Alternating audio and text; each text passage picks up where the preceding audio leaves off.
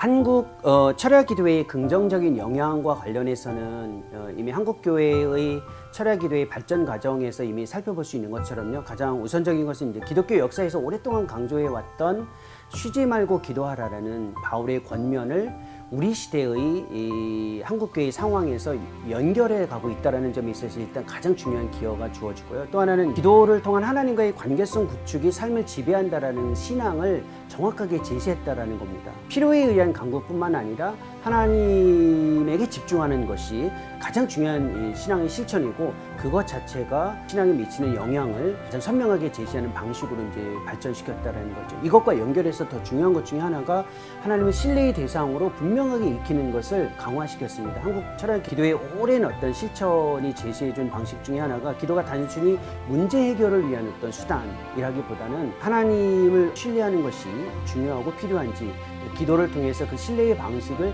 일종의 몸으로 체화시키는, 익히는 방식으로 발전시켰다는 것이. 그래서 한국교회 교인들을 보면 단순히 필요라든지 아니면 어떤 문제에만 집중하는 것이 아니라 기도 자체가 하나님과의 관계성 구축과 하나님을 신뢰하는 방식으로 발전시켰다는 점에서 중요한 기여점입니다. 또 하나는 이제 기도의 내용과 관련되어져 있는 것과 연결되어져 있는 기여인데요.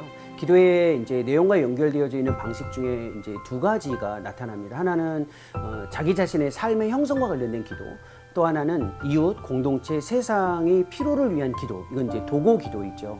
기도를 짧은 시간 하다 보면 자기 자신의 필요의 기도에 집중하고 신앙 형성에는 어느 정도 집중할 수 있는데, 이거는 반드시 자기와 직접 관련이 없는 대상을 위한 도고 기도까지 연결되어져야만 합니다. 근데 오랜 시간 동안 기도를 하면서 한국교회는 철야 기도의 대여섯 시간 이상씩 기도의 발전 과정을 통해서 개인의 어떤 신앙 형성뿐만 아니라 세상을 위한 도구 기도도 굉장히 중요한 기도의 방식으로 발전시켰던 거죠. 이거는 교회의 철야 기도의 필요성과 맞물려 있는 내용이기도 합니다. 마지막으로 이제 세상과 선교에서 하나님의 일하심에 대한 적극적인 참여 방식으로 한국 철야 기도회가 미친 큰 기여를 찾아볼 수 있습니다. 하나님께서 개인의 삶뿐만 아니라 이미 세상에서 그 선교지에서 열심히 사역하고 계시는데, 그 일하심을 선명하게 들여다보고 그 안에서 동참할 수 있는 과정 그리고 방식, 성도들이 적극적으로 참여할 수 있는 기회를 열어놓았고 제공해 주었거든요. 그런 점에서 이 한국 철야 기도회는 단순히 어떤 역사적인 연계성뿐만 아니라 신앙 형성,